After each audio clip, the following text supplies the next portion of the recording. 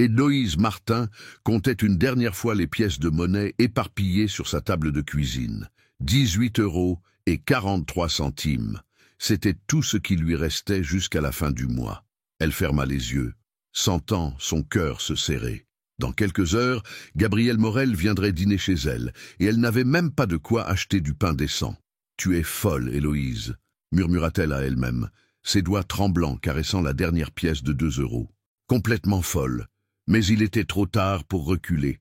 3 jours plus tôt, quand Gabriel l'avait invitée dans son restaurant étoilé près de la place Bellecour, elle avait senti le rouge lui monter aux joues. Pas de timidité, mais de fierté blessée.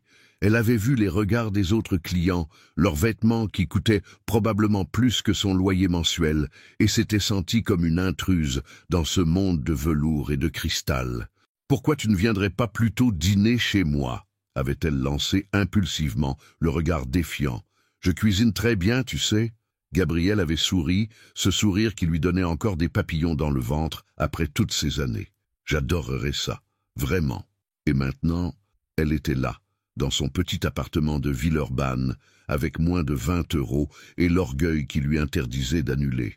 Gabriel Morel, l'héritier de l'Empire Morel, celui qui possédait des vignobles en Bourgogne et des hôtels à travers l'Europe, allait dîner dans son studio de 30 mètres carrés. Elle attrapa son manteau et ses clés.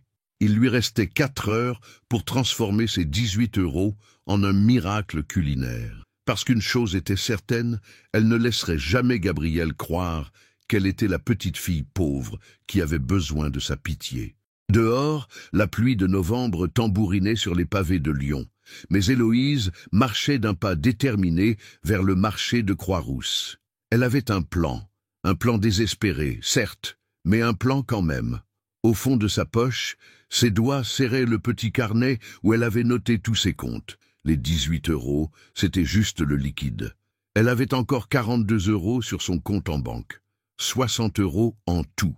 De quoi survivre 2 semaines si elle se contentait de pâtes et de conserves, ou de quoi offrir à Gabriel Morel le dîner qu'il méritait. Le choix était simple, au fond. Et Héloïse Martin avait toujours su faire les choix difficiles. Le marché de Croix-Rousse bourdonnait de vie malgré la pluie fine qui persistait. Héloïse connaissait chaque marchand, chaque étal, chaque recoin de cet endroit qui était devenu sa seconde maison, depuis qu'elle avait commencé à vendre ses fleurs ici, il y a 5 ans. « Héloïse !» cria Marcel le poissonnier en agitant une main couverte d'écailles. « Tu n'es pas à ton poste aujourd'hui ?»« J'ai fermé plus tôt, » répondit-elle en s'approchant de son étal. « Marcel, j'ai besoin de ton aide. » Le vieil homme, qui l'avait prise sous son aile dès son premier jour au marché, fronça les sourcils. Il connaissait cette expression déterminée sur le visage d'Héloïse. C'était la même qu'elle avait eue quand elle avait décidé de monter son petit commerce de fleurs avec ses maigres économies. « Qu'est-ce qui se passe, ma petite ?» Héloïse baissa la voix. « J'ai un invité très important ce soir, et j'ai besoin de tes plus beaux produits. Mais j'ai un budget serré. » Marcel la regarda longuement. Il avait vu grandir cette fille courageuse, l'avait vue se battre pour chaque euro, refuser obstinément toute aide qu'on lui proposait. Il y avait quelque chose de différent aujourd'hui dans ses yeux, une vulnérabilité qu'elle essayait de masquer sous sa détermination habituelle. « C'est qui cet invité ?» demanda-t-il en essuyant ses mains sur son tablier. Un léger rougissement colora les joues d'Héloïse. « Quelqu'un que j'ai connu enfant. Il a très bien réussi dans la vie. » Marcel hocha la tête, comprenant sans qu'elle ait besoin d'en dire plus. « Montre-moi ce que tu as. » Héloïse sortit ses 60 €, les étalant sur le comptoir humide, comme s'il s'agissait d'un trésor. Marcel observa les billets froissés et les pièces, puis leva les yeux vers elle. « Avec ça, je peux te faire un Saint-Pierre magnifique. Mais il faudra que tu ailles voir Claudette pour les légumes, et dis-lui que c'est de ma part. »« Marcel, je ne veux pas de charité. »« Ce n'est pas de la charité, » l'interrompit-il fermement. « C'est de l'amitié. Et l'amitié, ça n'a pas de prix.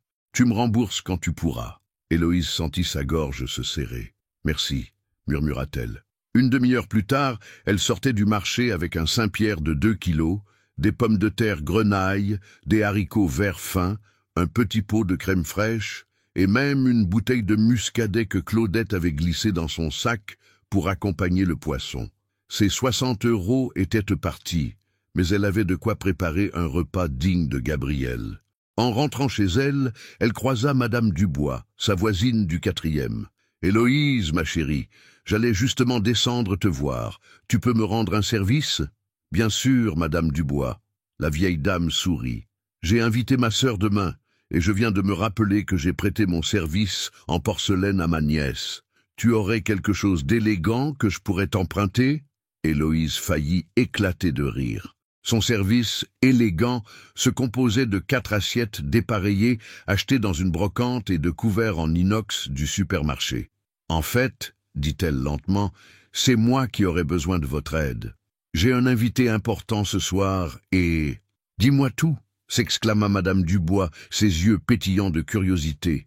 22 minutes plus tard, Héloïse remontait chez elle avec un service en porcelaine de Limoges, des verres en cristal et des couverts en argent que Madame Dubois avait insisté pour lui prêter. « C'est pour quand l'amour frappe à la porte, ma chérie ?»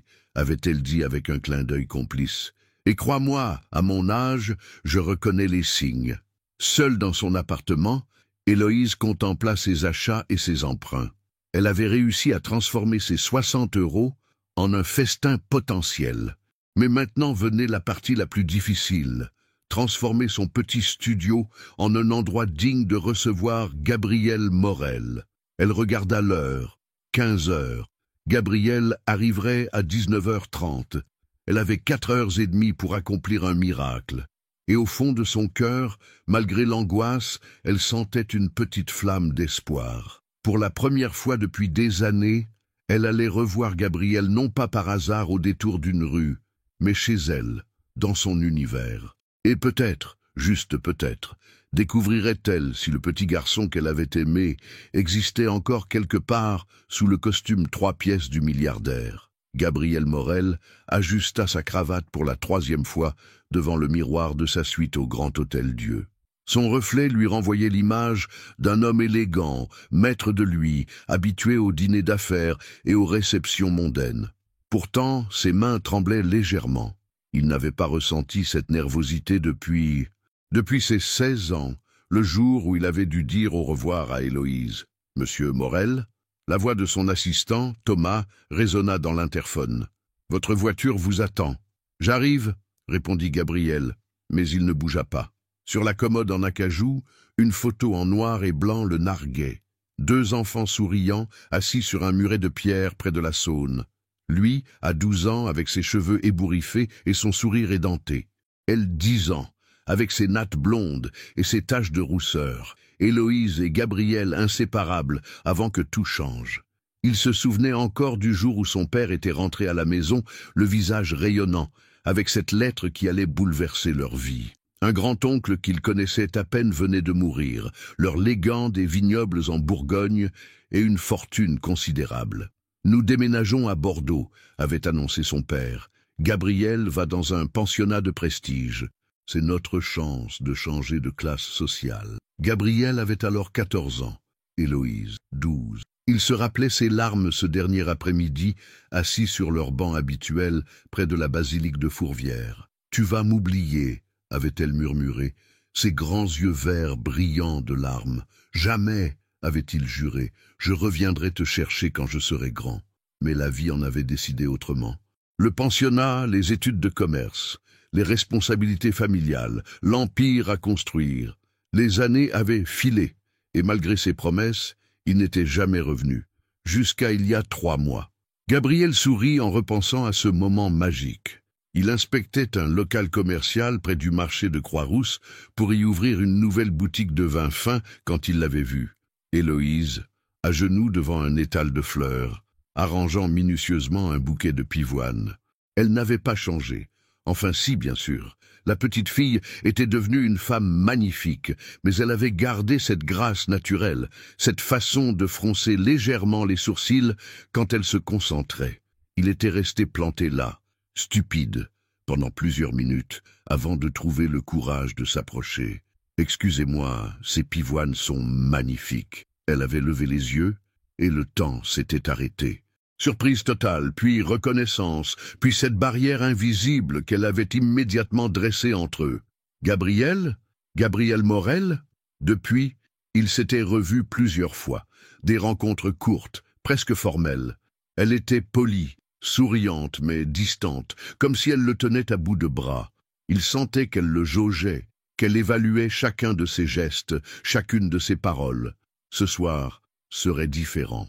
Ce soir, il serait seul, loin des regards curieux du marché, loin du monde extérieur. Ce soir, peut-être pourrait-il retrouver sa Héloïse. Gabriel prit la photo et la glissa dans la poche intérieure de sa veste. Puis, il attrapa le bouquet qu'il avait fait préparer chez le meilleur fleuriste de Lyon, des pivoines blanches, les préférées d'Héloïse depuis l'enfance. Dans l'ascenseur qui le menait au rez-de-chaussée, il repensa aux 3 derniers mois. Chaque fois qu'il l'avait vue, il avait remarqué des détails qui l'inquiétaient, ses vêtements toujours impeccables, mais manifestement anciens, ses mains abîmées par le travail, cette façon qu'elle avait de compter discrètement sa monnaie avant d'acheter son café. Il avait envie de l'aider, de lui offrir tout ce que l'argent pouvait acheter. Mais il la connaissait. Héloïse Martin avait toujours été fière, indépendante. Même enfant, elle refusait qu'on l'aide à porter son cartable ou qu'on lui offre des bonbons. « Monsieur !» Le chauffeur lui ouvrait la portière. Gabriel monta dans la voiture, serrant le bouquet contre lui. L'adresse qu'Héloïse lui avait donnée correspondait à un petit immeuble de Villeurbanne, loin du centre élégant de Lyon. Un quartier populaire, mais propre et animé. Alors que la voiture traversait la ville, Gabriel sentit son appréhension grandir. Et si cette soirée révélait l'ampleur du fossé qui s'était creusé entre eux? Et si Héloïse se rendait compte qu'ils n'avaient plus rien en commun? Pourtant, au fond de lui, une petite voix lui murmurait que ce soir pourrait être le début de quelque chose de merveilleux, quelque chose qu'il cherchait depuis 20 ans sans même s'en rendre compte. La voiture s'arrêta devant un immeuble de 5 étages aux façades ocre. Gabriel regarda sa montre, 19h25. Il était légèrement en avance, mais tant mieux. Il avait besoin de ces quelques minutes pour rassembler son courage. Car pour la première fois depuis des années, Gabriel Morel, le millionnaire habitué à contrôler chaque aspect de sa vie, se sentait vulnérable. Héloïse contempla son reflet dans le petit miroir de sa salle de bain. Ses cheveux, qu'elle portait habituellement en queue de cheval pratique, tombaient maintenant en boucles souples sur ses épaules. Elle avait emprunté à sa voisine du 3e, Sandrine, une robe noire simple mais élégante qui épousait parfaitement sa silhouette. « Tu es magnifique !» murmura-t-elle à son reflet, tentant de se convaincre. Son appartement avait subi une métamorphose spectaculaire. Elle avait poussé tous les meubles contre les murs pour créer un espace central où trônait maintenant sa petite table ronde recouverte d'une nappe blanche brodée qu'elle avait dénichée au fond de son armoire. La porcelaine de Madame Dubois scintillait sous la lumière tamisée de ses quelques bougies, et l'argenterie ajoutait une touche de raffinement qu'elle n'aurait jamais cru possible dans son modeste logement. Le Saint-Pierre reposait dans le réfrigérateur, déjà préparé selon la recette de sa grand-mère, une papillote aux herbes fines avec les légumes de Claudette. L'appartement embaumait le thym et le laurier. 19h15, plus que 15 minutes. Héloïse s'assit sur son lit, les mains tremblantes. Qu'est-ce qu'elle était en train de faire? Gabriel Morel possédait des restaurants étoilés, fréquentait les plus grandes tables de France. Comment avait-elle pu imaginer qu'un simple poisson et quelques légumes l'impressionneraient? Un coup d'œil par la fenêtre lui confirma ses craintes. Une Mercedes noire venait de se garer devant l'immeuble. Gabriel en descendit, élégant dans son costume sombre, tenant un magnifique bouquet de pivoines blanches. Il leva les yeux vers l'immeuble, et même à cette distance, Héloïse put voir son expression incertaine. Elle ferma les yeux, se remémorant les mots de sa grand-mère. « Ma petite Héloïse, ce n'est pas la richesse de la table qui compte, mais la richesse du cœur. Un repas préparé avec amour vaut tous les festins du monde. » La sonnette retentit. Héloïse inspira profondément, lissa sa robe et se dirigea vers l'interphone. « Bonsoir, Gabriel. »« Bonsoir, Héloïse. J'espère que je ne suis pas en avance. »« Pas du tout. Monte, c'est au 4e étage. » Elle entendit ses pas dans l'escalier, chaque marche la rapprochant d'un moment qu'elle redoutait et désirait à la fois. Quand elle ouvrit la porte, Gabriel se tenait sur le palier, et pour un instant, ils restèrent tous les deux figés. « Tu es éblouissante, » murmura-t-il, lui tendant le bouquet. « Merci. » Héloïse sentit ses joues s'empourprer, des pivoines blanches. « Tu te souviens encore. Comment aurais-je pu oublier ?» Il entra dans l'appartement, et Héloïse retint son souffle. Allait-il remarquer la différence de taille entre son petit studio et ses vastes propriétés? Allait-il voir à travers sa mise en scène désespérée? Mais Gabriel s'arrêta au milieu de la pièce, contemplant la table dressée avec soin, les bougies qui dansaient doucement, les fleurs fraîches qu'elle avait disposées partout. « Héloïse, c'est magnifique, vraiment. » Il y avait une sincérité dans sa voix qui fit fondre les dernières résistances d'Héloïse. Peut-être que sa grand-mère avait raison, après tout. « Assieds-toi, dit-elle, en désignant l'une des chaises. Je vais chercher de quoi mettre ces fleurs en vase. » Dans sa minuscule cuisine, elle prit quelques secondes pour se ressaisir. Gabriel était là, dans son appartement, et il semblait heureux, pas condescendant, pas gêné, juste heureux. Elle disposa les pivoines dans son plus beau vase et retourna au salon. Gabriel examinait avec attention l'une des aquarelles accrochées au mur. « C'est toi qui as peint ça ?»« Oui, quand j'étais au lycée. C'est la vue depuis la colline de Fourvière. »« Notre endroit, » dit-il doucement. « Notre endroit, » confirma-t-elle. Ils se regardèrent, et soudain, 20 ans s'effacèrent. Héloïse retrouva le Gabriel de ses souvenirs, celui qui grimpait aux arbres avec elle, qui lui apprenait à faire des ricochets sur la Saône, qui lui promettait qu'ils seraient amis pour toujours. « Gabriel, » commença-t-elle, « avant qu'on mange, je veux que tu saches quelque chose. Cette soirée, elle compte énormément pour moi, pas parce que tu es... enfin, parce que tu as réussi, mais parce que tu es toi, le Gabriel que j'ai connu. » Il s'approcha d'elle, prit ses mains dans les siennes. « Et toi, tu es toujours ma Héloïse, celle qui voyait de la beauté partout, qui rendait chaque jour extraordinaire. Tu n'as pas changé, tu sais. Tu es juste devenue encore plus belle. » Héloïse sentit les larmes lui monter aux yeux. Pourquoi avait-elle eu si peur? Pourquoi avait-elle imaginé que Gabriel la jugerait? « Bon, » dit-elle en se reprenant, « si on passait à table, j'espère que tu as faim. » Gabriel sourit, ce sourire qu'elle connaissait si bien. « J'ai une faim de loup, et ça sent divinement bon. » Pendant qu'elle servait le muscadet, Héloïse observait Gabriel à la dérobée.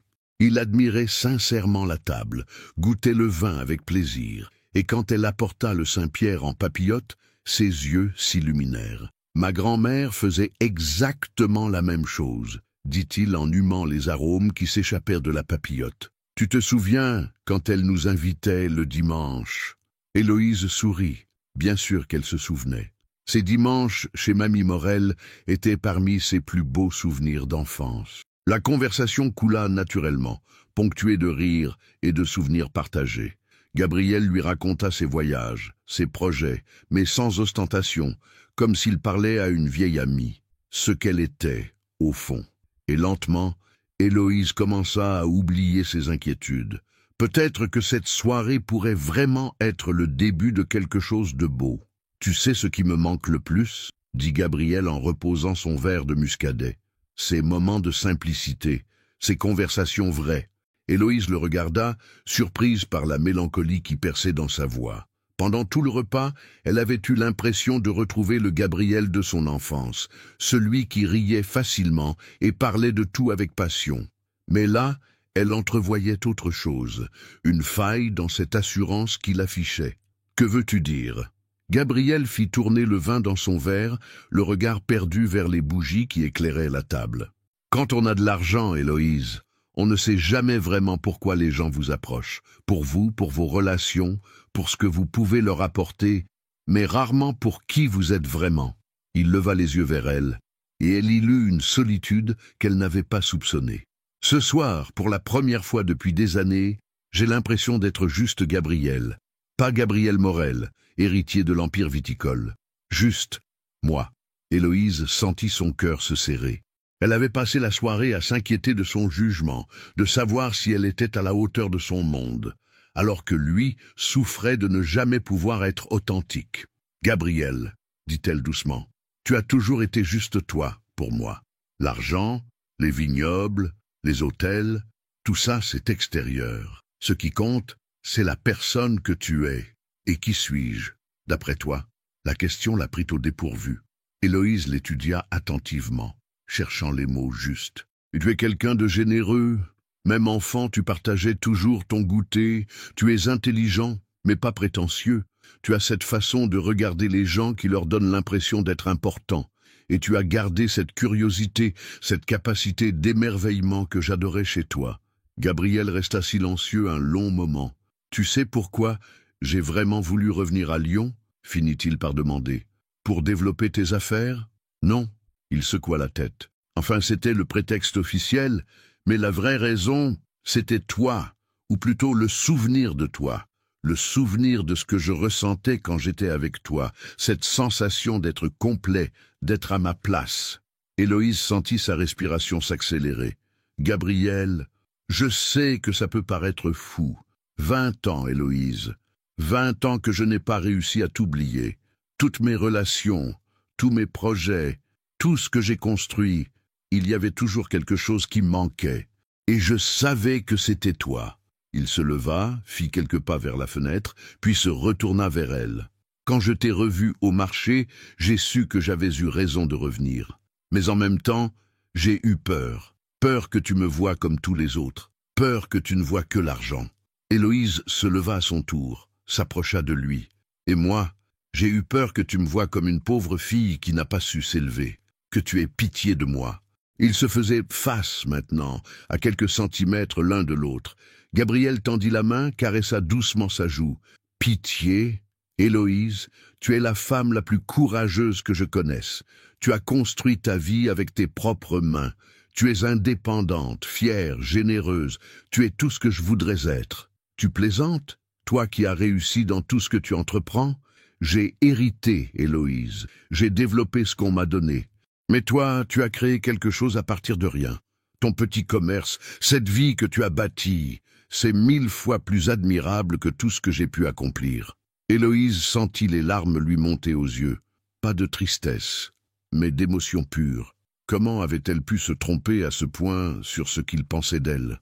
Gabriel, cette soirée est la plus belle que j'ai vécue depuis des années, l'interrompit-il. Ce repas était délicieux, mais ce n'est pas ça l'important. L'important, c'est d'être ici, avec toi, de pouvoir te parler comme avant. Il prit ses mains dans les siennes. Héloïse, je ne sais pas où cette conversation nous mène, mais je veux que tu saches une chose. Quoi qu'il arrive, quoi que tu décides, ces dernières heures resteront gravées dans ma mémoire comme un cadeau précieux. Héloïse le regarda longuement. Cet homme qui avait tout, qui pouvait avoir tout ce qu'il voulait, se tenait devant elle, vulnérable et sincère, lui offrant son cœur comme s'il n'avait rien d'autre à donner. « Gabriel, murmura-t-elle, Mais les mots qu'elle voulait prononcer restèrent bloqués dans sa gorge. C'était trop d'émotions d'un coup, trop de vérités révélées. Elle avait besoin de temps pour digérer tout cela. « Je devrais peut-être y aller, » dit Gabriel, interprétant son silence comme un refus. « Il se fait tard et... »« Non !» s'exclama-t-elle plus fort qu'elle ne l'aurait voulu. « Non, ne pars pas, pas encore. » Gabriel sourit, ce sourire tendre qu'elle commençait à reconnaître comme celui qu'il ne montrait qu'à elle. « Dans ce cas, dit-il, que dirais-tu d'un café?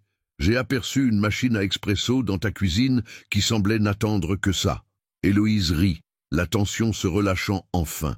C'était le cadeau de Noël de Madame Dubois l'année dernière. Elle trouvait que je buvais trop de café soluble. « Madame Dubois a bon goût, » dit Gabriel en se dirigeant vers la cuisine. « Laisse-moi m'en occuper, c'est le moins que je puisse faire après ce festin. » Et tandis qu'il s'affairait dans sa petite cuisine, Héloïse s'assit sur son canapé, le cœur battant. La soirée prenait une tournure qu'elle n'avait jamais osé imaginer. Mais pour la première fois depuis longtemps, elle se sentait heureuse, vraiment heureuse. Gabriel s'activait dans la petite cuisine d'Héloïse, manipulant la machine à expresso avec l'aisance de quelqu'un qui avait l'habitude du matériel de qualité. Le ronronnement de l'appareil couvrait presque le bruit de son cœur qui battait encore la chamade après leur conversation. « 2 sucres » cria-t-il depuis la cuisine. « Un seul, merci. » En attendant que le café soit prêt, Gabriel laissa son regard parcourir l'espace exigu mais parfaitement organisé. Chaque chose était à sa place. Chaque détail révélait le soin qu'Héloïse apportait à son intérieur malgré ses moyens limités. C'était exactement comme elle, simple, authentique et infiniment touchant. C'est alors qu'il l'aperçut. Sur le plan de travail, coincé entre le sucrier et une boîte de thé, un petit bout de papier dépassait. Gabriel reconnut immédiatement l'entête du Monoprix du quartier. Un ticket de caisse. Il n'aurait pas dû regarder. Il le savait. Mais quelque chose dans la façon dont le papier était froissé, partiellement caché, attira son attention. Presque malgré lui, il jeta un œil aux chiffres. Saint-Pierre, 28,50 €. Pommes de terre grenaille, 4,20 €.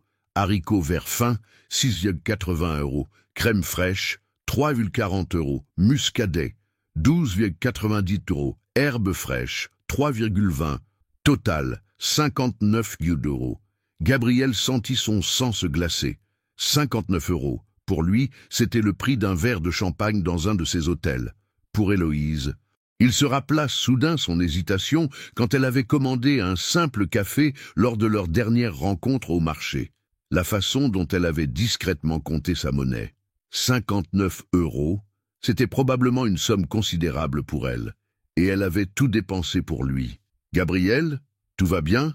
La voix d'Héloïse le fit sursauter. Il glissa rapidement le ticket à sa place et se retourna, 2 tasses fumantes à la main. « Oui, oui, parfait. Le café est prêt. » Mais quand il rejoignit Héloïse dans le salon, Gabriel ne parvenait plus à se concentrer sur la conversation. Chaque détail de la soirée prenait maintenant un sens nouveau, la porcelaine de qualité qu'il était certain qu'elle ne possédait pas habituellement. L'argenterie qui brillait trop pour être la sienne, le Saint-Pierre, un poisson qu'on ne s'offrait que pour les grandes occasions. Elle avait tout mis en œuvre pour que cette soirée soit parfaite. Et pour cela, elle avait probablement dépensé tout ce qu'elle avait. « Tu es sûr que ça va ?» insista Héloïse en s'asseyant près de lui sur le canapé. « Tu as l'air préoccupé. » Gabriel la regarda. Elle était si belle, si naturelle, si fière aussi. Il voyait maintenant ce que cette soirée lui avait coûté, et pas seulement financièrement. L'effort qu'elle avait fourni, l'angoisse qu'elle avait dû ressentir, sa détermination à lui prouver qu'elle était digne de lui, alors qu'elle l'avait toujours été. « Héloïse, » commença-t-il doucement, « ce repas était extraordinaire, vraiment. Mais j'aurais été tout aussi heureux avec des pâtes, ou même un simple sandwich. Ce qui compte pour moi, c'est d'être avec toi. » Elle sourit, mais il perçut une pointe d'inquiétude dans ses yeux. « Pourquoi tu me dis ça ?» Gabriel hésita. Comment lui dire qu'il avait vu le ticket sans qu'elle se sente humiliée?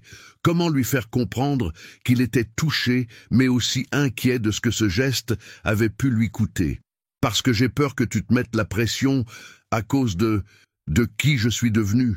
Je ne veux pas que tu changes quoi que ce soit à ta vie pour moi. Tu es parfaite comme tu es. » Héloïse détourna le regard, et Gabriel vit qu'il avait touché dans le mille. « Là, tu sais, dit-elle finalement, quand j'étais petite, ma grand-mère me disait toujours qu'on honore ses invités en leur offrant le meilleur de ce qu'on a, pas le plus cher, pas le plus impressionnant, le meilleur. » Elle se tourna vers lui, les yeux brillants. « Ce soir, Gabriel, je t'ai offert le meilleur de ce que j'ai, et ça n'a pas de prix. » Gabriel sentit sa gorge se serrer. Cette femme était extraordinaire, absolument extraordinaire. « Je le sais bien, » murmura-t-il. « Et c'est le plus beau cadeau qu'on m'ait jamais fait. » Ils restèrent silencieux un moment, leur café refroidissant entre leurs mains.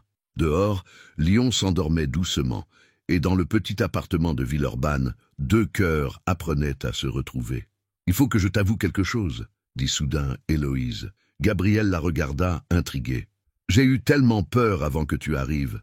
Peur que tu trouves cet endroit trop petit, trop modeste. Peur que tu te rendes compte que nous ne vivons plus dans le même monde. » Et maintenant, Héloïse sourit, un vrai sourire, lumineux et apaisé. « Maintenant, je me dis que les mondes n'ont d'importance que si on les laisse nous séparer.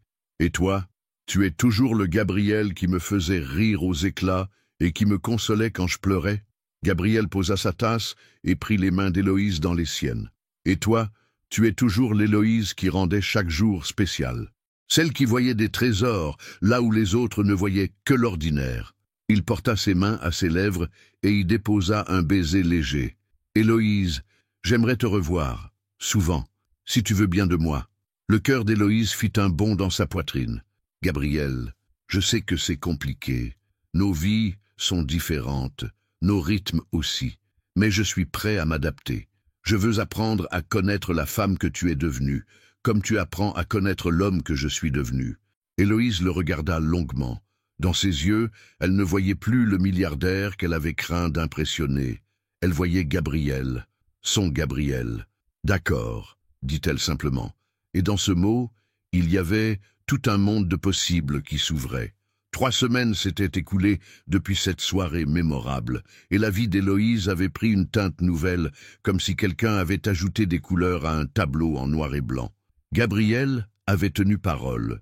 Il était devenu une présence constante, mais respectueuse dans sa vie. Chaque matin, il passait acheter des fleurs à son étal, prétextant vouloir décorer son bureau.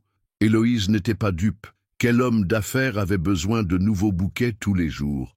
Mais elle jouait le jeu, amusée par cette cour discrète et charmante. « Les habituels ?» demandait-elle chaque fois en souriant. « Surprise-moi » répondait-il invariablement. Et Héloïse prenait un plaisir immense à composer des bouquets uniques, y glissant toujours une fleur qui avait une signification particulière pour eux deux. Un brin de muguet pour leur promenade de mai dans les bois de la Croix-Laval. Des marguerites pour ces après-midi où ils effeuillaient les fleurs en récitant « Je t'aime un peu, beaucoup ». Des roses blanches pour la pureté de leur amitié retrouvée. Gabriel avait également pris l'habitude de l'inviter à déjeuner, mais pas dans ses restaurants gastronomiques. Il avait compris qu'Héloïse était plus à l'aise dans les petits bistrots de quartier où l'on servait une cuisine familiale. Chez Paulette, près du marché, était devenu leur lieu de rendez-vous hebdomadaire. « Tu sais ce que j'apprécie le plus chez toi ?» lui avait dit Héloïse la semaine précédente, en partageant une tarte aux pralines. « Tu t'adaptes à mon monde au lieu d'essayer de m'emmener dans le tien.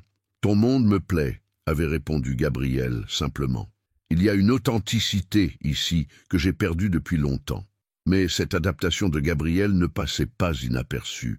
Au marché, les langues allaient bon train. « Tu vois pas que c'est louche ?» marmonnait Bernard, le marchand de légumes, en observant Gabriel qui repartait avec son bouquet quotidien. « Un type en costume à 1 000 € qui vient acheter des fleurs tous les jours, il prépare quelque chose, crois-moi. » Marcel, lui, défendait farouchement Héloïse et Gabriel. « Laissez-les tranquilles, cette petite a déjà assez souffert. Si elle a trouvé quelqu'un qui la rend heureuse, c'est tout ce qui compte. » Car Héloïse était heureuse, cela se voyait. Elle souriait plus souvent, fredonnait en arrangeant ses bouquets et avait retrouvé cet éclat dans les yeux que ses voisins ne lui avaient pas vu depuis des années. Madame Dubois, qui avait récupéré sa porcelaine après le fameux dîner, était devenue la confidente officieuse d'Héloïse. « Alors, ma chérie, comment ça se passe avec ton beau monsieur ?»« Bien, » répondait Héloïse en rougissant. « Très bien même.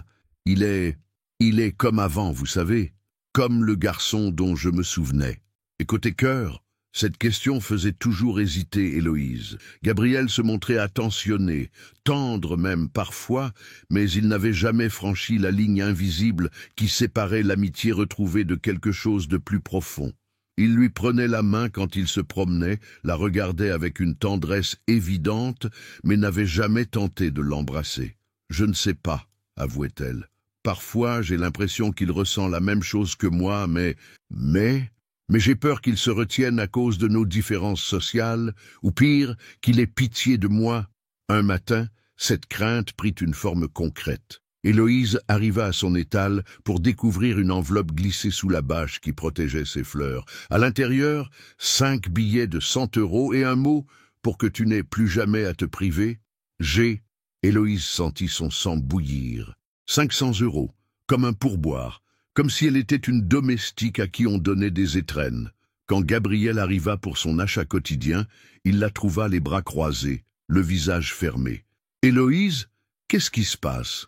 Elle lui tendit l'enveloppe sans un mot. Gabriel pâlit en reconnaissant son écriture. « Héloïse, tu ne comprends pas. »« Oh si, je comprends très bien, » explosa-t-elle. « Tu as pitié de la pauvre petite fleuriste. Tu veux m'acheter, c'est ça?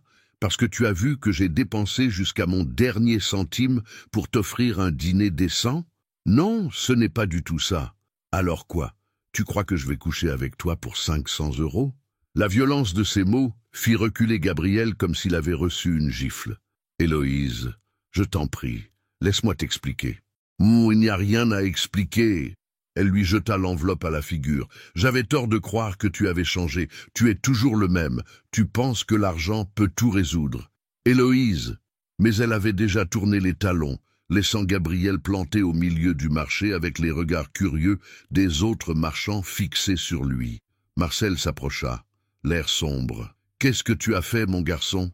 Gabriel ramassa l'enveloppe, les mains tremblantes. « J'ai voulu l'aider.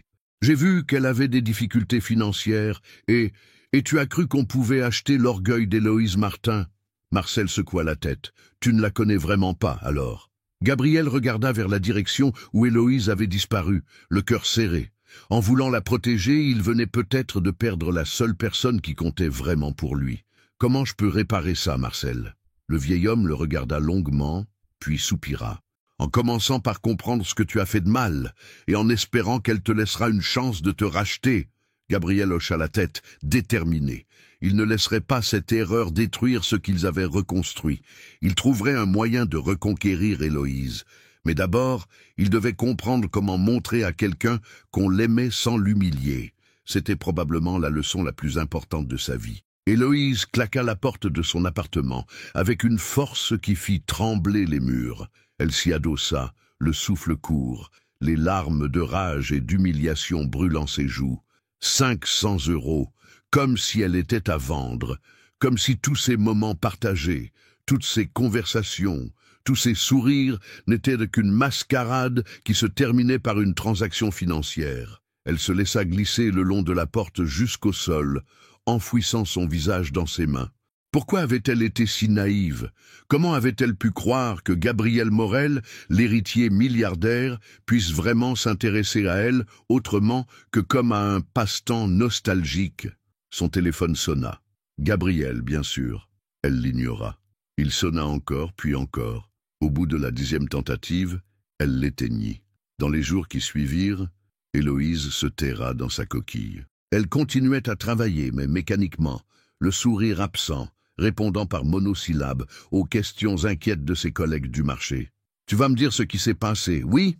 finit par exploser Sandrine, sa voisine du 3e, en la croisant dans l'escalier. « Ça fait 1 semaine que tu fais une tête d'enterrement. »« Rien, » marmonna Héloïse. « Juste une erreur de jugement. Ça a un rapport avec ton milliardaire. Parce que Madame Dubois m'a dit qu'il était passé 3 fois hier et que tu as refusé de lui ouvrir. » Héloïse s'arrêta net. Gabriel était venu chez elle. Plusieurs fois. Qu'est-ce qu'il voulait? Aucune idée, mais il avait l'air complètement désespéré. Madame Dubois a dit qu'il est resté planté devant ta porte pendant 1 heure, à parler tout seul. Malgré elle, Héloïse sentit son cœur se serrer. Puis, elle se ressaisit. Gabriel Morel savait être convaincant quand il le voulait. C'était probablement de la comédie. Le lendemain, en arrivant à son étal, elle découvrit quelque chose qui faillit la faire craquer. Posé délicatement sur son comptoir, un petit bouquet de marguerites sauvages.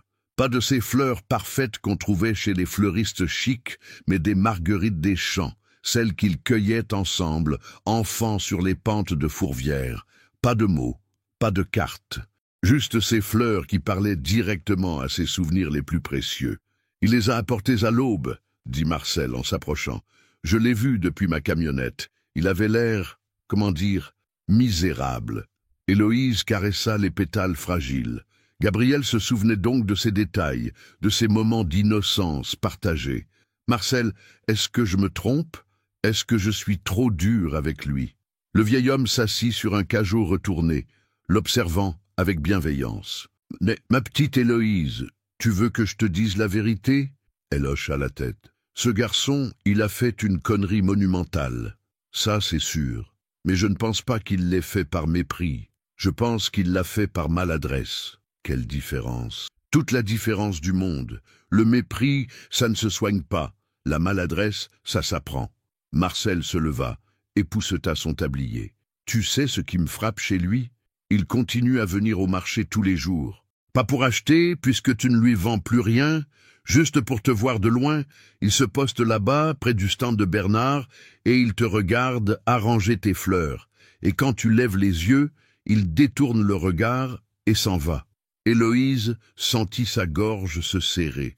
Gabriel faisait cela, tous les jours. Hier, Bernard lui a demandé pourquoi il restait planté là s'il n'achetait rien. Tu sais ce qu'il a répondu? Héloïse secoua la tête. Il a dit « Parce que la regarder, c'est la seule chose qui donne encore un sens à mes journées. » Cette révélation acheva de faire tomber les défenses d'Héloïse. Elle s'assit lourdement sur sa petite chaise, les marguerites serrées contre son cœur. « Oh, Marcel, qu'est-ce que je dois faire ?» « Ce que ton cœur te dit, ma petite. Mais réfléchis bien. Les hommes comme lui, ils ne savent pas comment aimer sans donner. C'est leur façon de montrer leurs sentiments. Toi, tu as besoin qu'on respecte ta fierté. Lui, il a besoin de se sentir utile. Il faut que vous trouviez un terrain d'entente. » Héloïse resta silencieuse un long moment, caressant machinalement les pétales des marguerites. « Et s'il recommence? Et s'il continue à vouloir m'acheter? Alors tu lui expliques clairement ce que tu attends de lui, mais donne-lui une chance de comprendre. Parfois, l'amour a besoin d'être éduqué. » Ce soir-là, Héloïse s'assit sur son petit balcon avec une tasse de thé, regardant les lumières de Lyon scintiller dans la nuit. Les marguerites trônaient dans un vase sur sa table, témoin silencieux de la confusion de ses sentiments. Son téléphone, qu'elle avait rallumé dans l'après-midi, affichait 15 messages non lus de Gabriel. Elle n'avait pas eu le courage de les ouvrir. Mais peut-être était-il temps d'essayer de comprendre ce qui avait poussé Gabriel à commettre cette erreur. Peut-être Marcel avait-il raison. Peut-être l'amour méritait-il une seconde chance. Héloïse prit son téléphone et, le cœur battant, ouvrit le premier message de Gabriel. « Héloïse, je suis désolé. Je ne voulais pas t'offenser. Peux-tu me laisser t'expliquer ?» Puis le deuxième. « Je sais que j'ai mal agi, mais ce n'était pas de la pitié, c'était de l'inquiétude. » Et le troisième. « Tu me manques terriblement. » Héloïse ferma les yeux. Demain, peut-être aurait-elle le courage de l'écouter. Peut-être. Le lendemain matin, Héloïse arriva au marché avec une boule dans le ventre. Elle avait passé la nuit à réfléchir, oscillant entre la colère et la tristesse, entre l'envie de pardonner et la peur d'être à nouveau blessée. Les mots de Marcel résonnaient dans sa tête. Parfois, l'amour a besoin d'être éduqué. Elle installa son étal machinalement, arrangeant ses fleurs sans vraiment les voir. À 9 heures précises, elle aperçut la silhouette familière de Gabriel qui se dirigeait vers le stand de Bernard, comme Marcel le lui avait décrit. Il portait un costume sombre, mais quelque chose dans sa démarche trahissait une fatigue, une lassitude qu'elle ne lui connaissait pas. Leurs regards se croisèrent un instant. Gabriel s'arrêta net, et Héloïse vit dans ses yeux une lueur d'espoir qui s'alluma, puis s'éteignit aussitôt quand elle détourna la tête. « Héloïse !» C'était Madame Dubois qui descendait de son taxi, les bras chargés de commissions. « Ma chérie, il faut que je te parle. C'est à propos de ton jeune homme. Ce n'est pas mon... Tais-toi et écoute-moi. » La vieille dame posa ses sacs et prit les mains d'Héloïse dans les siennes. « Hier soir, il est venu sonner chez moi. Tu sais ce qu'il voulait ?» Héloïse secoua la tête, intriguée malgré elle. « Il voulait me demander des conseils. Comment faire comprendre à une femme fière qu'on l'aime sans l'offenser? Comment montrer ses sentiments quand on a été élevé dans l'idée que l'argent résout tout ?» Madame Dubois sourit avec tendresse. « Ce garçon-là, ma chérie, il était perdu comme un enfant. Il m'a raconté son enfance dorée mais froide, ses parents qui montraient leur amour en achetant des cadeaux de plus en plus chers. Il m'a dit qu'il ne savait pas comment aimer autrement. » Héloïse sentit son cœur se serrer. Elle n'avait jamais pensé à cela. Pour elle, qui avait grandi dans la simplicité mais entourée d'affection, l'idée qu'on puisse confondre amour et argent était inconcevable. Qu'est-ce que vous lui avez dit? Que l'amour, ça ne s'achète pas. Ça se vit, que s'il voulait te reconquérir, il devait apprendre ton langage à toi, celui du cœur, pas du portefeuille. Madame Dubois tapota affectueusement la joue d'Héloïse. « Et maintenant, ma chérie, à toi de décider si tu veux lui donner cette chance d'apprendre. » Vers midi, Héloïse n'y tenait plus. Elle ferma son étal plutôt que d'habitude et se dirigea vers l'endroit où Gabriel attendait habituellement. Il était là, assis sur un muret, fixant ses chaussures d'un air abattu. « Gabriel !» Il leva la tête si brusquement qu'il faillit perdre l'équilibre. « Héloïse, tu veux bien me parler ?»« Oui, mais pas ici. » Elle l'emmena vers un petit café tranquille, loin de l'agitation du marché et des regards curieux. Ils s'installèrent dans un coin, face à face, séparés par une petite table qui semblait soudain immense. « Gabriel, » commença Héloïse, « avant que tu parles, je veux que tu comprennes quelque chose. Quand tu m'as donné cet argent, ce n'est pas juste de la fierté blessée que j'ai ressentie. C'est comme si tu annulais tout ce qu'on avait vécu, comme si tu réduisais nos sentiments à une transaction. » Gabriel hocha la tête, les yeux brillants de larmes contenues. « Je sais. Et je m'en veux tellement, Héloïse. Il s'interrompit, cherchant ses mots. « Toute ma vie, j'ai appris que l'argent était la solution à tout. Mes parents me montraient leur amour en m'achetant des jouets, des vêtements, des voyages. Quand j'étais triste, ils m'emmenaient faire du shopping. Quand j'avais de bonnes notes, ils m'ouvraient un compte épargne. » Il leva les yeux vers elle, et Héloïse y lut une vulnérabilité qui la bouleversa. « Quand j'ai vu ce ticket de caisse, quand j'ai réalisé que tu avais dépensé probablement toutes tes économies pour moi, j'ai paniqué. Je me suis dit que je ne pouvais pas te laisser dans le besoin à cause de moi. Alors j'ai fait ce que j'ai toujours fait. J'ai sorti mon carnet de chèques. Mais Gabriel, non, laisse-moi finir. » Il prit ses mains dans les siennes. « Ce que t'as fait ce soir-là, ce sacrifice que t'as consenti, ça m'a touché plus que tout ce qu'on m'a jamais offert, parce que je savais que ça venait du cœur. Et moi, comme un idiot, j'ai voulu te rembourser comme si c'était un prêt bancaire. » Héloïse vit une larme rouler sur sa joue. « Je ne savais pas comment te dire que ce geste m'avait bouleversé. Je ne savais pas comment exprimer ma gratitude autrement qu'en sortant mon portefeuille. C'est pathétique, je sais. » Héloïse serra ses mains dans les siennes. « Gabriel, ce n'est pas pathétique, c'est juste différent. Nos éducations ont été différentes, mais si on veut que ça marche entre nous, il faut qu'on apprenne le langage de l'autre.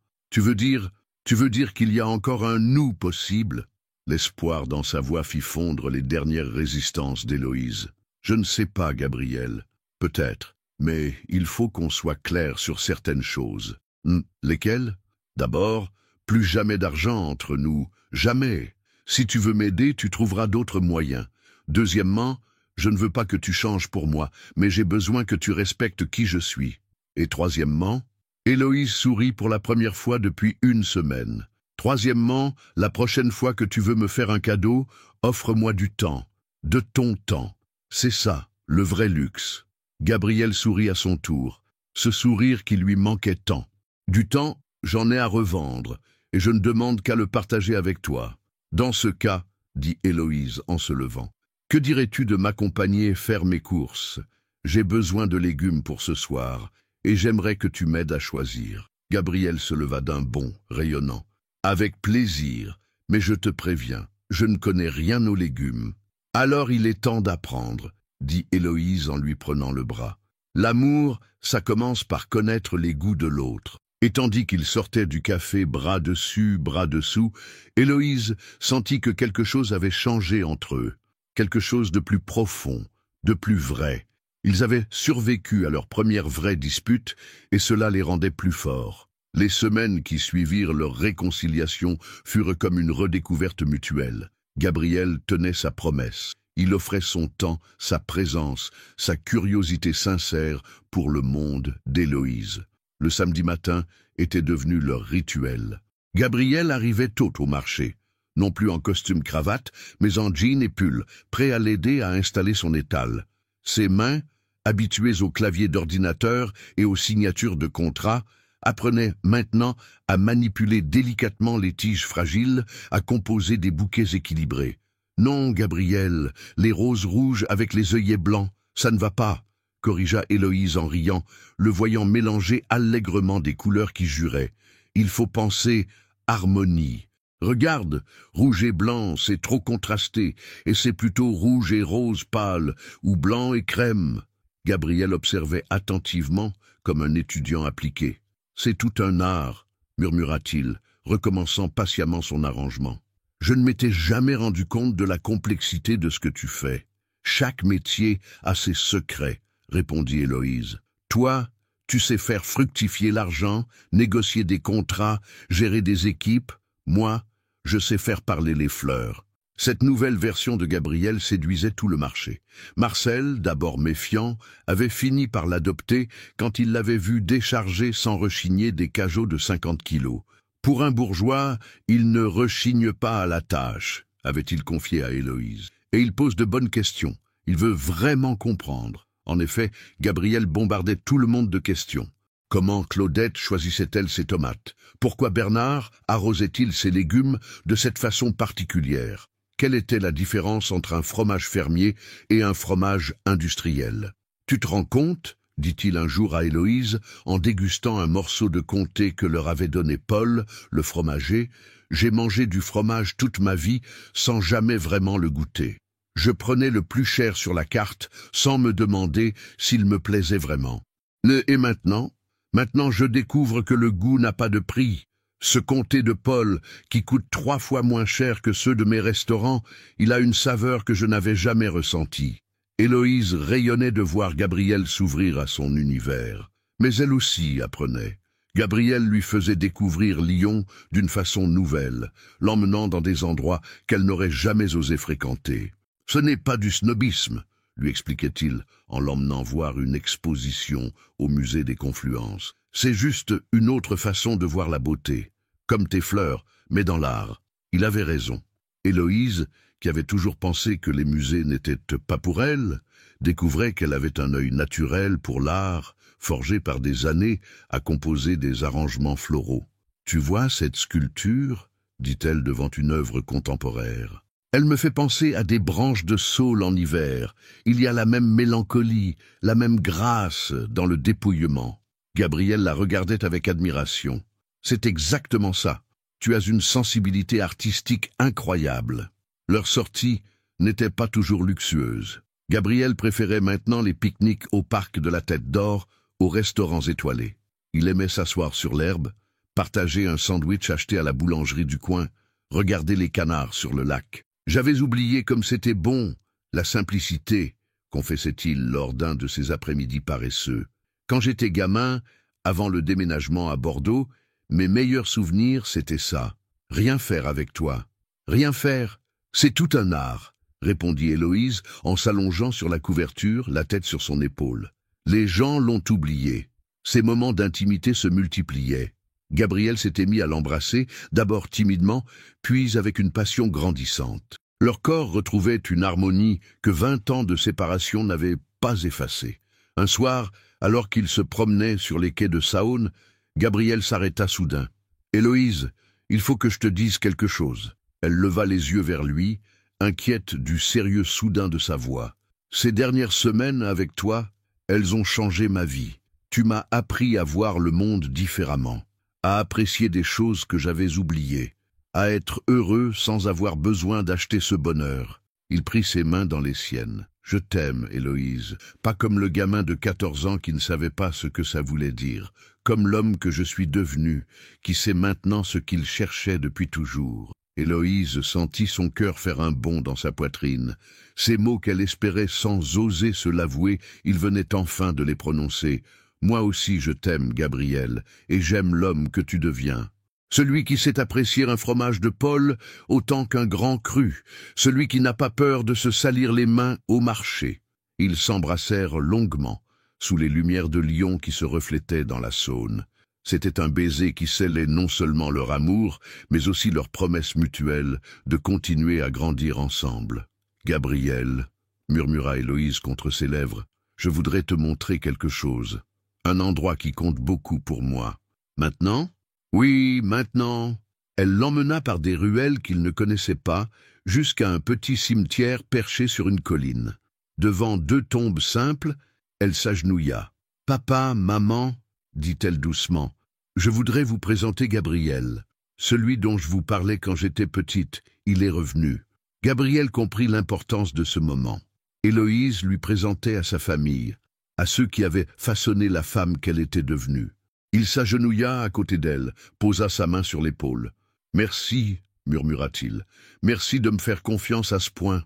En redescendant vers la ville, main dans la main, ils savaient tous les deux qu'ils venaient de franchir un cap décisif. Leur amour n'était plus seulement une nostalgie d'enfance. C'était un choix d'adulte, mûri par l'épreuve et fortifié par la compréhension mutuelle. 3 mois s'étaient écoulés depuis leurs aveux mutuels, et Héloïse vivait dans un bonheur qu'elle n'avait jamais osé imaginer. Gabriel était devenu une partie intégrante de sa vie, de son quotidien, de ses rêves d'avenir. Mais parfois, au détour d'une conversation ou d'un regard échangé au marché, une petite voix insidieuse lui murmurait que c'était trop beau pour être vrai. Cette voix prit une ampleur nouvelle, un mardi matin, quand Thomas, l'assistant de Gabriel, débarqua au marché dans un costume impeccable, l'air pressé et contrarié. « Monsieur Morel ?» dit-il en s'approchant de l'étal d'Héloïse où Gabriel aidait à trier des roses. « Je vous cherche partout. Vous ne répondez pas au téléphone. Vous avez raté 3 rendez-vous importants cette semaine, et le conseil d'administration s'impatiente. » Gabriel leva les yeux, visiblement agacé d'être dérangé. « Thomas, je vous ai dit que mes matinées étaient bloquées. Monsieur, avec tout le respect que je vous dois, vos matinées bloquées commencent à poser des problèmes. Le projet d'expansion en Allemagne nécessite votre attention immédiate. » Et Thomas s'interrompit, remarquant soudain les mains de Gabriel, tachées de terre et d'eau des fleurs. « Monsieur, que faites-vous exactement ?» Héloïse sentit le rouge lui monter aux joues. Dans le regard de Thomas, elle lut un mélange de stupéfaction et de dédain à peine dissimulé. Pour lui, Gabriel Morel, héritier d'un empire, était en train de gaspiller son temps à jouer au fleuriste. « Je découvre des choses importantes, Thomas, » répondit Gabriel calmement. « Plus importantes que vous ne pouvez l'imaginer. Monsieur Morel, je ne me permettrai pas de critiquer vos loisirs, mais votre absence commence à se remarquer dans les milieux d'affaires. On dit que et comment dire, que vous vous encanailliez. » Le mot claqua comme une gifle. Héloïse baissa la tête, feignant de s'affairer avec ses fleurs pour cacher son trouble. S'encanaille. Voilà donc ce qu'on pensait de leur relation dans le monde de Gabriel. « Thomas, ça suffit, » dit Gabriel d'une voix glaciale. « Organisez mes rendez-vous l'après-midi, les matinées restent sacrées. » « Mais, monsieur, c'est un ordre. » Thomas repartit, visiblement mécontent, non sans avoir jeté un dernier regard désapprobateur vers Héloïse. « Ne l'écoute pas, » dit Gabriel en prenant la main d'Héloïse. Thomas ne comprend rien à ce qui compte vraiment. Mais le mal était fait. Le mot « s'encanaillement » résonnait dans la tête d'Héloïse, comme un écho douloureux. Est-ce que c'était vraiment ainsi que l'entourage de Gabriel percevait leur relation ? Comme une aventure passagère avec une fille du peuple? Dans les jours qui suivirent, elle commença à remarquer des détails qui l'inquiétaient. Les coups de téléphone de plus en plus fréquents de Thomas, les messages urgents qui faisaient de froncer les sourcils de Gabriel, les fois où il semblait absent, préoccupé par des problèmes qu'elle ne pouvait pas comprendre.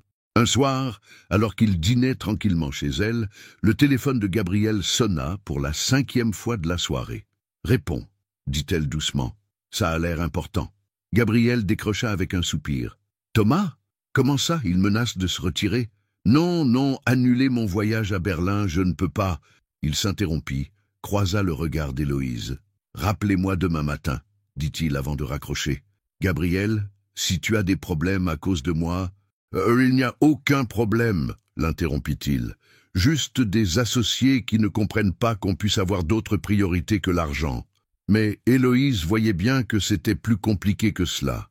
Elle commença à se renseigner discrètement, à lire les journaux économiques à la bibliothèque du quartier. Ce qu'elle découvrit la bouleversa. L'Empire Morel traversait une phase délicate. Plusieurs acquisitions importantes étaient en cours, nécessitant la présence constante de Gabriel. Son absence commençait à faire jaser, et certains partenaires remettaient en question sa capacité à diriger l'entreprise familiale. « Tu savais ?» demanda-t-elle à Madame Dubois, qui lisait religieusement les pages économiques du Figaro. « Ma chérie, quand on aime quelqu'un qui brasse des millions, on se tient au courant. Oui, je savais. Et toi? Il ne m'a rien dit. Il te protège. Il ne veut pas que tu te sentes responsable. »« Mais je le suis !» explosa Héloïse. « C'est à cause de moi qu'il néglige ses affaires. Madame Dubois la regarda longuement. « Héloïse, est-ce que tu l'aimes ?»« Bien sûr que je l'aime. »« Alors fais-lui confiance. S'il a choisi de privilégier votre relation, c'est que c'est important pour lui. Ne le prive pas de ce choix. » Mais Héloïse n'arrivait pas à se défaire de son sentiment de culpabilité. Le lendemain, elle observa Gabriel différemment. Sa façon de regarder son téléphone quand il vibrait. Ses sourcils qui se fronçaient quand il lisait ses messages. Cette petite ride de contrariété qui barrait son front quand il croyait qu'elle ne le regardait pas. « Gabriel, dit-elle finalement, il faut qu'on parle. » Il leva les yeux de ses roses, souriant. « Bien sûr. De quoi? De nous, de ce que je représente pour ta vie, pour tes affaires. » Le sourire de Gabriel s'effaça. « Héloïse. Non, laisse-moi parler. Je ne suis pas stupide, Gabriel. Je vois bien que tu as des problèmes professionnels, et je sais que c'est à cause du temps que tu passes avec moi. Ce n'est pas... Si, c'est exactement ça. » Elle prit ses mains dans les siennes. « Gabriel, je t'aime, plus que tout. Mais je ne veux pas être la raison pour laquelle tu perds tout ce pourquoi tu as travaillé. » Gabriel la regarda longuement, et dans ses yeux, Héloïse lut une fatigue qu'elle ne lui connaissait pas. « Tu as raison, » dit-il finalement. « Il y a des problèmes, des gros problèmes. Mais Héloïse, je m'en fiche. Pour la première fois de ma vie, j'ai trouvé quelque chose qui vaut plus que tous les millions du monde. Et si tu dois choisir ?» La question resta suspendue entre eux, lourde de toutes les implications qu'elle contenait. « J'espère ne jamais avoir à faire ce choix, » murmura Gabriel. Mais Héloïse voyait dans ses yeux qu'il se le posait déjà, et cette certitude lui glaça le sang. La semaine qui suivit cette conversation fut un enfer silencieux pour Héloïse. Gabriel continuait à venir au marché, à sourire, à faire comme si de rien n'était, mais elle sentait le poids de ses préoccupations dans chacun de ses gestes. Il vérifiait son téléphone plus souvent, répondait à des appels urgents en s'excusant, et parfois, elle le surprenait perdu dans ses pensées, le regard absent. Le vendredi soir, tout bascula. Gabriel était chez elle, l'aidant à préparer le dîner quand son téléphone sonna. Cette fois, il ne put ignorer l'appel. « Allô? Quoi? Mais enfin, ils ne peuvent pas faire ça. » Héloïse vit son visage pâlir. « Non, attendez, Donnez-moi 24 heures. Je vous rappelle demain matin. » Il raccrocha, resta immobile un long moment, le téléphone dans la main. « Gabriel? Qu'est-ce qui se passe ?» Il se tourna vers elle et elle lut dans ses yeux une détresse qu'elle ne lui avait jamais vue. « Les investisseurs allemands se retirent. Ils disent que je ne suis plus fiable, que mes priorités ont changé. Sans eux, le projet d'expansion tombe à l'eau. Et si le projet tombe à l'eau, quoi? Je risque de perdre le contrôle de l'entreprise familiale. Mon cousin Richard, qui attend cette occasion depuis des années, a déjà commencé à rallier les actionnaires. » Héloïse sentit le monde s'écrouler autour d'elle. « Gabriel, il me demande de choisir. Soit je reprends immédiatement mes activités à plein temps, je pars 3 mois en Allemagne pour renouer les liens et j'oublie tout le reste. Soit, il ne finit pas sa phrase, mais Héloïse comprit. Soit tu perds tout. » Gabriel hocha la tête, l'air abattu. « Je suis désolé, Héloïse. J'aurais dû mieux gérer les choses. J'aurais dû... » « Non !» Héloïse se redressa, prit ses mains dans les siennes. « Ne t'excuse pas. Tu n'as rien fait de mal. Mais maintenant, il faut que tu prennes la bonne décision. » « La bonne décision? Oui, tu dois partir. Tu dois sauver ton entreprise. » Gabriel la regarda comme si elle venait de lui donner un coup de poing. « Héloïse, non, je ne peux pas te laisser. Pas maintenant. Pas après tout ce qu'on a vécu. Gabriel, écoute-moi. » Sa voix tremblait, mais elle se força à continuer. « Cette entreprise, c'est l'héritage de ta famille. C'est le travail de toute une vie. Tu ne peux pas la sacrifier pour moi. Je peux tout reconstruire. Non, tu ne peux pas. Et tu le sais. » Les larmes commençaient à perler dans ses yeux. « Gabriel, si tu perds ton entreprise à cause de moi, tu finiras par me détester. Peut-être pas tout de suite, mais un jour. Et moi, je ne supporterai pas de voir dans tes yeux le regret de ce que tu as perdu. » Gabriel se leva brusquement, se mit à arpenter la petite cuisine. « Il doit y avoir une solution. Je peux emmener quelqu'un pour me remplacer temporairement. Je peux... » « Gabriel, arrête. » Héloïse se leva aussi, lui bloqua le passage. « Regarde-moi. Vraiment. Il s'arrêta, plongea ses yeux dans les siens. « Je t'aime, dit-elle simplement. Je t'aime assez pour te laisser partir. Héloïse. Non, laisse-moi finir. Ces mois avec toi ont été les plus beaux de ma vie. Tu m'as appris à voir le monde différemment. Tu m'as donné confiance en moi. Tu m'as fait me sentir précieuse. Mais l'amour véritable, ce n'est pas de garder quelqu'un près de soi, quoi qu'il en coûte.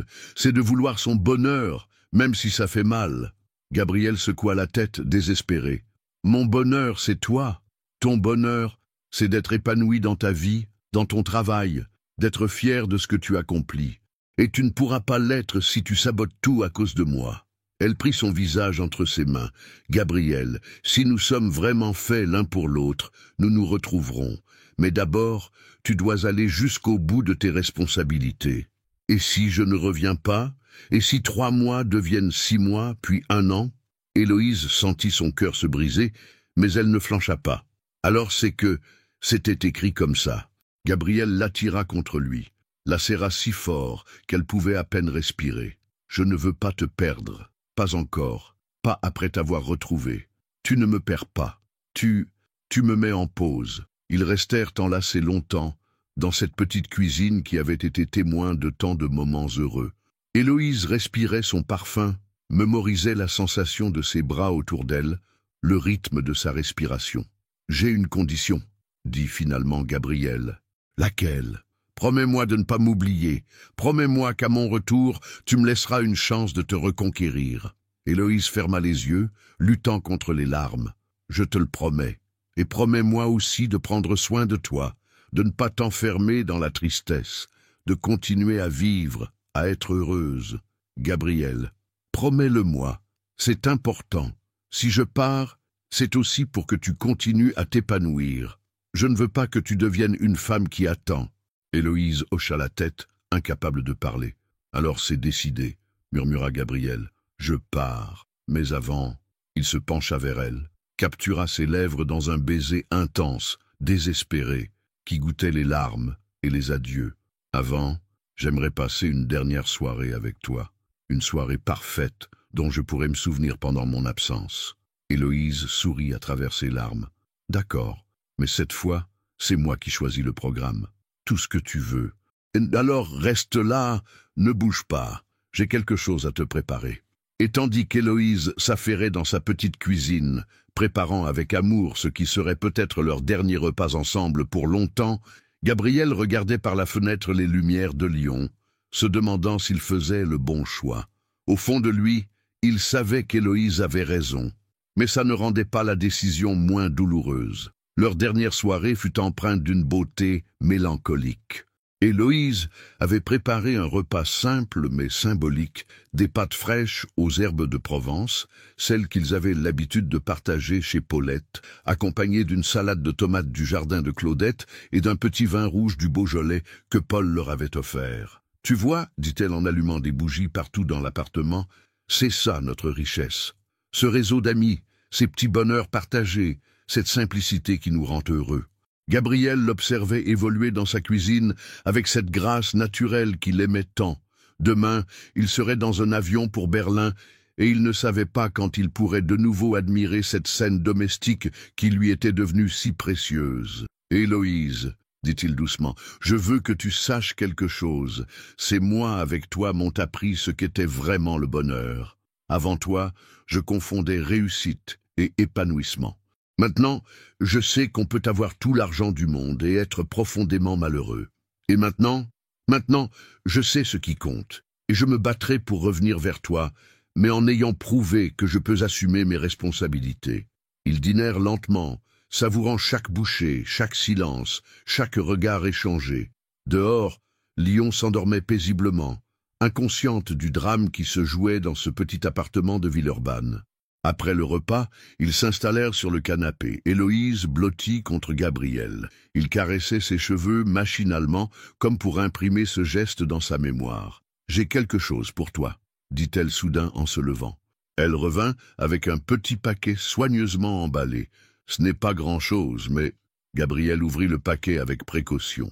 L'intérieur, une petite aquarelle représentant leur banc près de la basilique de Fourvière, celui où ils s'asseyaient enfants, celui où ils avaient pleuré le jour de son départ pour Bordeaux.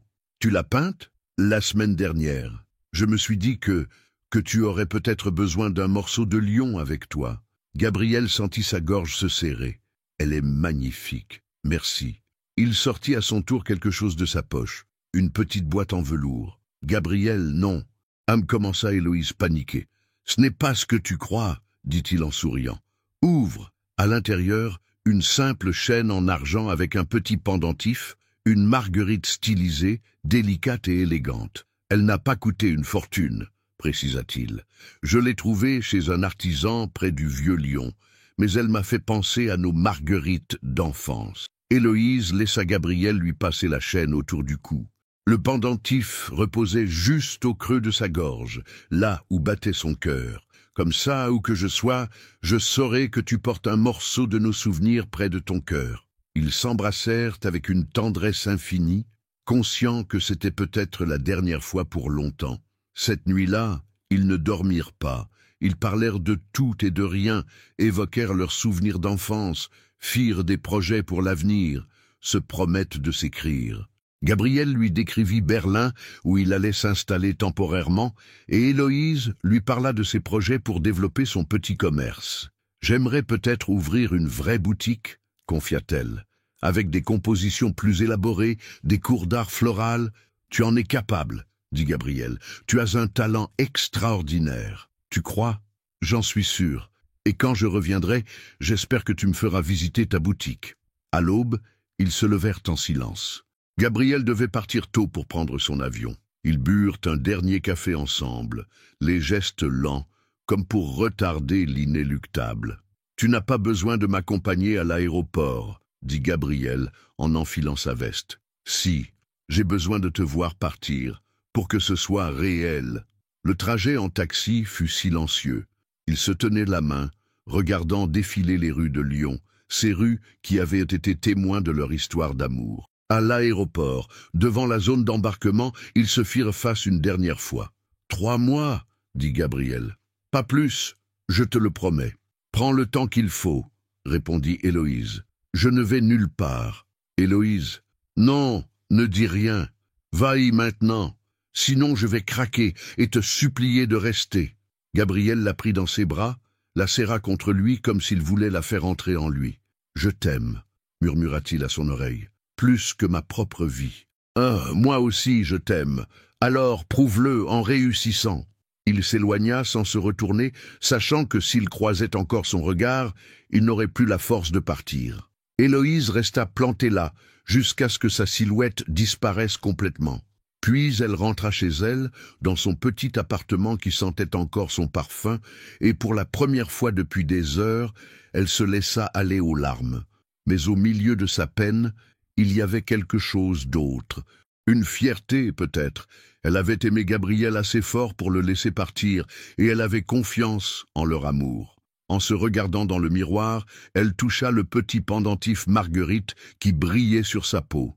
Gabriel reviendrait. Elle en était sûre. Et en attendant, elle allait faire ce qu'il lui avait demandé, continuer à vivre, à grandir, à devenir la femme qu'elle voulait être. Le téléphone sonna. Un message de Gabriel. « Dans l'avion. Tu me manques déjà. Je t'aime. » Héloïse sourit à travers ses larmes et tapa sa réponse. « Moi aussi. Prends soin de toi. Je t'attends. » Puis, elle éteignit son téléphone, prit une douche, s'habilla et partit au marché. La vie continuait, et elle avait une boutique à imaginer. 4 mois s'étaient écoulés depuis le départ de Gabriel. 4 mois pendant lesquels Héloïse avait tenu sa promesse. Elle avait continué à vivre, à grandir, à construire ses rêves. La petite boutique Les Jardins d'Héloïse venait d'ouvrir ses portes rue des Marronniers, dans le quartier de Croix-Rousse, un local modeste mais lumineux, où elle proposait des compositions florales artistiques et donnait des cours d'art floral le week-end. Marcel lui avait prêté l'argent pour le dépôt de garantie, Claudette lui fournissait des légumes anciens pour ses arrangements champêtres, et Madame Dubois avait mobilisé tout le quartier pour le bouche à oreille. Ce matin de mai, Héloïse arrangeait sa vitrine quand elle vit Marcel arriver en courant, chose inhabituelle pour l'homme de 70 ans. « Héloïse! Héloïse !» il faut que tu viennes au marché, tout de suite. Qu'est-ce qui se passe? Un problème? Non, non, au contraire. Allez, viens. Intriguée, Héloïse ferma sa boutique et suivit Marcel qui trottinait devant elle comme un enfant excité. En arrivant au marché, elle vit un attroupement près de son ancien étal. Tous les marchands étaient là, souriant, formant un cercle autour de quelque chose qu'elle ne pouvait pas voir. Qu'est-ce que...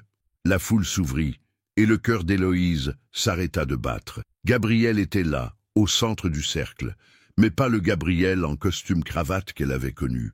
Il portait un jean, un pull simple, et tenait dans ses mains le plus beau bouquet de marguerites sauvages qu'elle ait jamais vu.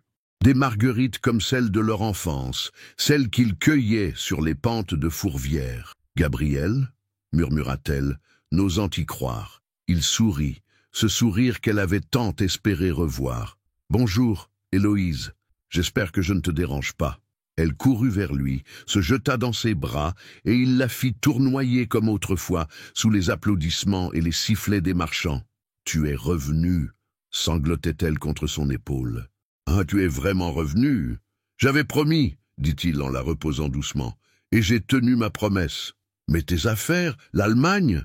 Gabriel sourit, l'air mystérieux. « Tout est réglé, mieux que réglé même. Mais d'abord, j'aimerais visiter cette fameuse boutique dont tout le quartier me parle. Paraît-il que c'est tenu par une certaine Héloïse Martin, la plus talentueuse fleuriste de Lyon ?» Héloïse rit à travers ses larmes. « Tu es au courant pour la boutique ? Marcel m'a envoyé des photos, et Madame Dubois m'a fait un compte-rendu détaillé par email, et Claudette m'a raconté tes cours du samedi. J'ai l'impression de ne pas avoir raté une minute de ta vie. » Héloïse regarda autour d'elle. Tous ses amis du marché souriaient avec complicité. « Vous étiez tous dans le coup. Ma chérie, » dit Madame Dubois en s'approchant, « tu crois vraiment qu'on allait laisser cet homme-là s'inquiéter pour toi? Il nous appelait toutes les semaines. » Main dans la main, Gabriel et Héloïse se dirigèrent vers la boutique.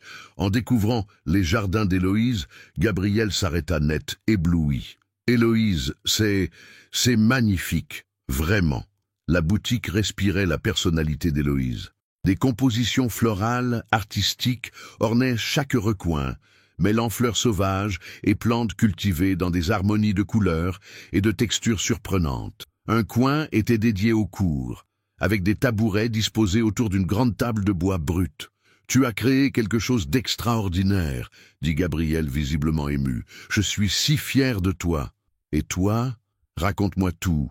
L'Allemagne, les affaires. » Gabriel l'attira vers le petit bureau qu'elle avait aménagé au fond de la boutique. « J'ai réussi, Héloïse. Non seulement j'ai sauvé l'entreprise, mais j'ai décroché 3 nouveaux contrats majeurs en Allemagne. Mon cousin Richard a dû ravaler ses ambitions. Et le conseil d'administration m'a renouvelé sa confiance à l'unanimité. Gabriel, c'est formidable. Mais surtout, continua-t-il en prenant ses mains, j'ai pris une décision importante. J'ai nommé Thomas directeur général. Il sera basé à Paris et s'occupera de la gestion quotidienne. Moi, je garde la direction stratégique, mais à distance, depuis Lyon. » Héloïse le regarda, n'osant comprendre. « Tu veux dire que... »« Je veux dire que je rentre à la maison. Pour de bon, si tu veux bien de moi. » Les larmes d'Héloïse coulèrent de plus belle. « Gabriel, ces 4 mois loin de toi m'ont confirmé ce que je savais déjà. Tu es ma priorité absolue, mon bonheur, ma paix, mon avenir. J'ai appris à concilier mes responsabilités professionnelles avec ce qui compte vraiment. Et ce qui compte vraiment, c'est toi. » Il sortit quelque chose de sa poche. Non pas une bague, mais une clé. « J'ai acheté un appartement. Pas un penthouse, pas un palais. Juste un bel appartement avec vue sur Fourvière, assez grand pour 2, avec un balcon où on pourrait faire un petit jardin. » Héloïse prit la clé, incrédule. « Gabriel, je ne te demande pas de réponse tout de suite. Je sais que j'ai des choses à prouver, que la confiance se reconstruit. Mais j'aimerais qu'on essaie, vraiment, une vie ensemble, avec nos 2 mondes qui se mélangent. » Héloïse regarda cet homme qu'elle aimait, qui avait réussi à concilier ses responsabilités et ses sentiments, qui était revenu vers elle non pas par défaut mais par choix. « Gabriel, » dit-elle doucement, « il n'y a rien à reconstruire. Mon amour pour toi n'a jamais faibli, et la preuve que tu m'apportes aujourd'hui C'est plus que je n'osais espérer. Il la prit dans ses bras, la serra contre lui. Alors c'est oui, 1000 fois oui. Ils s'embrassèrent longuement, passionnément, tandis que dehors, les passants souriaient en voyant ce couple qui rayonnait de bonheur. « J'ai une dernière surprise », dit Gabriel, en se détachant d'elle. « Encore ? J'ai parlé à un investisseur allemand très intéressé par les boutiques d'art floral françaises. Il aimerait financer l'expansion des Jardins d'Héloïse. Tu pourrais avoir une chaîne de boutiques à travers l'Europe si tu veux. » Héloïse éclata de rire. « Gabriel, tu recommences. Quoi? Tu veux encore résoudre ma vie avec ton carnet de chèques ?» Gabriel rougit, puis se mit à rire aussi. « Tu as raison. Pardon. Vieilles habitudes. Mais l'offre tient si un jour tu veux grandir. Un jour peut-être, mais pour l'instant j'ai tout ce qu'il me faut. » Elle caressa son visage tendrement. « J'ai ma boutique, mes amis du marché et surtout, j'ai retrouvé l'homme que j'aime. Un homme qui a appris à concilier ambition et amour, qui sait que le bonheur ne s'achète pas, mais se construit jour après jour. Et moi, murmura Gabriel, j'ai retrouvé la femme qui m'a appris que la vraie richesse, c'est de partager sa vie avec quelqu'un qu'on aime. » Ils sortirent de la boutique main dans la main sous le soleil de mai qui baignait Lyon d'une lumière dorée. Devant eux s'ouvrait un avenir fait de projets communs, de petits bonheurs quotidiens et d'un amour qui avait survécu à toutes les épreuves. Au marché de Croix-Rousse, Marcel souriait en voyant passer le couple. « Enfin !» marmonna-t-il. Il était temps que ces deux-là comprennent que l'amour, c'est comme les bonnes affaires. Il faut savoir investir au bon moment et faire fructifier son capital bonheur. Et tandis que Gabriel et Héloïse disparaissaient au coin de la rue, se dirigeant vers leur nouvelle vie, les cloches de la basilique de Fourvière sonnaient joyeusement, comme pour bénir leur amour retrouvé.